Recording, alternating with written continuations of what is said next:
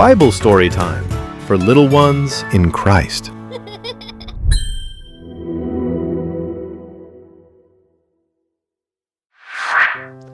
Hi குட்டீஸ், மீண்டும் உங்களை பைபிள் ஸ்டோரி டைமுக்கு அன்போடு வரவேற்கிறேன். போன வாரம் நம்ம என்ன கதை பார்த்தோம்? இஸ்ரவேல் மக்கள் யோர்தான் நதியை கடந்ததை பார்த்தோம்ல. அவங்க யோர்தான் நதியை கடந்ததும் கானான் தேசம் வந்து அந்த எரிகோவின் சமனான வெளியில் உட்காந்து பஸ்கா கொண்டாடினதும் அந்த கானான் தேசத்து தானியத்தை சாப்பிட்டதும் மண்ணா நின்று போனதையும் பார்த்தோம்ல. சரி, இப்போ வந்து இந்த இஸ்ரவேல் மக்கள் யோர்தானை கடந்ததை அந்த யோர்தான் நதிக்கு மேலே இருந்த எமோரிய ராஜாக்களும் யோர்தான் நதிக்கு பக்கத்தில் இருந்த கானானிய ராஜாக்களும் பார்த்து இஸ்ரவேல் மக்கள் வந்துட்டாங்களே அப்படின்னு சொல்லி அவங்க இதயம் ரொம்ப அப்படியே கரைந்து தண்ணீரை போல பாருங்கள், அவங்களுக்கு எவ்வளோ ஒரு பொறாமை பாருங்கள். இஸ்ரவேல் ஜனங்கள் வந்துட்டாங்க அப்படின்னு சொல்லி அப்படியே அந்த எமோரிய ராஜாக்களும் கானானிய ராஜாக்களும் பார்த்து அப்படியே அசந்து போயிட்டாங்க. அந்த நேரத்தில் இன்னும் இஸ்ரவேல் ஜனங்களை வழி நடத்தணும்னு சொல்லி யோசுவா அப்படி தீர்மானம் பண்ணிட்டு இருக்கும்போது அப்படியே உருவின பட்டயத்துடன் ஒரு தேவதூதன் வந்து யோசுவாவுக்கு முன்னாடி நின்னார். அப்போ யோசுவா அந்த தூதன்கிட்ட கேட்டார், நீங்கள் எங்களுடைய ஜனத்தை சேர்ந்தவங்களா இல்லை எங்களுக்கு விரோதியை சேர்ந்தவளாங்க என்று கேட்கும்போது அந்த தூதன் யோசுவாட்ட சொன்னார், நீ நிற்கிற இடம் பரிசுத்த பூமி, உன் கால்களில் இருக்கிற பாதரட்சியை கலத்தி போட்டுன்னு சொன்னோன்னே யோசுவா அப்படியே அந்த பாதரட்சிகளை கலத்தி போட்டுட்டு அந்த தூதன் சொன்னதை கேட்டார். தூதன் என்ன சொன்னார் தெரியுமா? நீங்கள் எரிகோ போகிறதுக்கு அந்த எரிகோவின் மதில்கள் உங்களுக்கு தடையாக இருக்கிறது, அதனால் அந்த எரிகோ பட்டணத்தின் மதில்கள் உடைக்கப்பட வேண்டும் என்று சொன்ன உடனே யோசுவா ஆசாரியர்களை கூப்பிட்டாரு. நீங்கள் உடன்படிக்கை பெட்டியை தூக்கி கொண்டு வர வேண்டும் என்று சொல்லியும் 7 ஆசாரியர்களிடம் 7 எக்காலங்களை கொடுத்து நீங்கள் ஊத வேண்டும் என்று சொல்லி சொன்னார். தம்பி தங்கச்சி நல்லா கவனிங்க.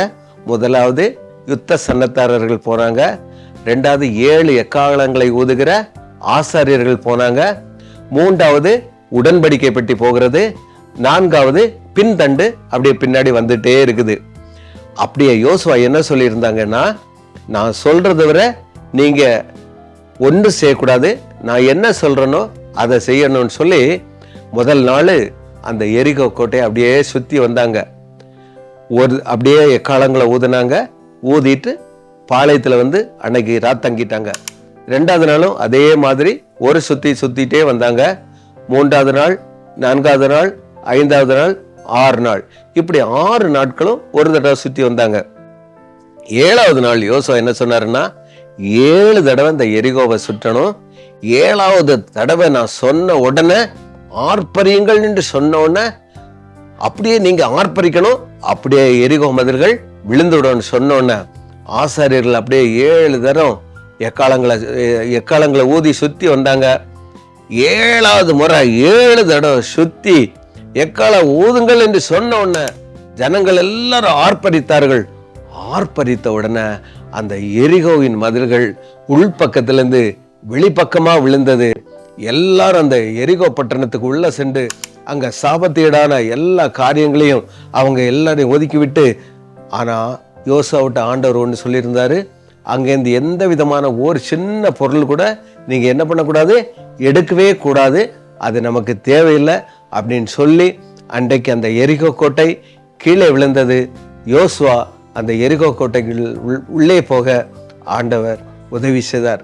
இதை கேட்டுக்கொண்டிருக்கிற அன்பு தம்பி தங்கச்சி, ஆண்டவர் சொல்ற வார்த்தைக்கு நம்ம கீழ்ப்படியும் போது அது எந்த ஆபத்தாக இருந்தாலும் நம்மளை ஆண்டவர் வழி நடத்தி சொல்வார் என்பதில் எவ்வளவேனும் சந்தேகம் இல்லை. சரி குட்டீஸ், இந்த நாளுக்குரிய வேத வசனத்தை கற்றுக்கொள்வோமா? விசுவாசத்தினாலே எரிகோ பட்டணத்தின் மதில்கள் 7 நாள் சுற்றி வரப்பட்டு விழுந்தது. எபிரேயர் 11:30. மீண்டும் ஒரு முறை சொல்வோமா?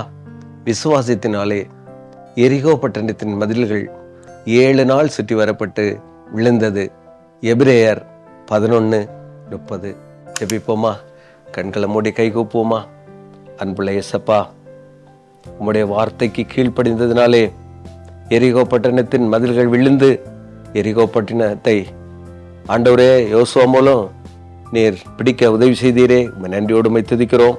நாங்களும் எங்கள் வாழ்க்கையிலே ஒவ்வொரு காரியத்திலும் உமக்கு கீழ்ப்படிந்து பயபக்தியுள்ள பிள்ளைகளாய் நடக்க உதவி தர வேண்டும் என்று இயேசு கிறிஸ்துவின் மூலம் ஜெபங்கேளும் எங்கள் நல்ல பிதாவே, ஆமேன்.